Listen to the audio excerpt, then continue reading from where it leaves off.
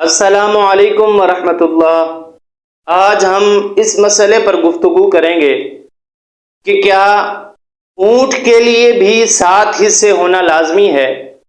यानी जिस तरह गाय बैल भैंस में कुर्बानी के 7 हिस्से किए जाते हैं, 7 आदमी शराकत करते हैं, 7 आदमी मिलकर कुर्बानी करते हैं, तो क्या ऊँट के अंदर जो इतना बड़ा जानवर है, इतना हैवी जानवर है, उसके अंदर भी क्या 7 हिस्से होंगे या इससे ज़्यादा होंगे या इससे कम होंगे, इस हवाले से गुफ्तगू करेंगे।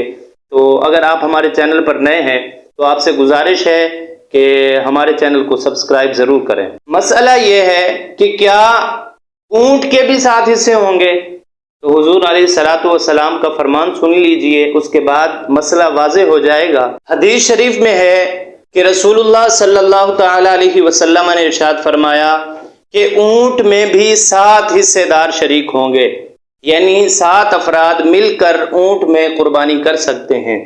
इससे कम तो गाय में भी कर सकते हैं, बैल में भी, भैंस में भी। अगर 2 शरीक होना चाहें 2 कर सकते हैं। अगर एक साहिब इस्तिताअत है, साहिब माल है, तो एक बंदा भी ऊँट की कुर्बानी कर सकता है। 7 बंदे मिलकर कुर्बानी करना जायज़ है, हुजूर अलैहिस्सलातु वस्सलाम के फरमान से साबित हुआ। और हज़रत जाबिर रज़ियल्लाहु तआला अन्हु से मरवी है, वो फरमाते हैं कि हम रसूलुल्लाह सल्लल्लाहु तआला अलैहि वसल्लम के साथ ऊँट के अंदर शरीक होकर 7 अफराद मिलकर एक ऊँट ज़बह किया करते थे।